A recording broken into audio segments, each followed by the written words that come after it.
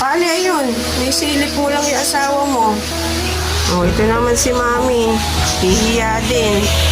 Ba't ba kayo nagkakahiyaan? Ba't kayo nagkakahiya ang mag-asawa? Mami. Tayo pansinin yung asawa mo. Kasi hindi kayo nagsasama. Lagi mo kasama si Nagul. Tapos ang lagi naman kasama ni Papa Kali si Junior. Ngayon lang ulit kayo nagkasama. Ayaw nyo pa magpansinan.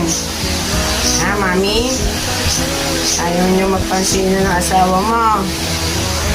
Kali, ayaw mo lumapit sa asawa mo.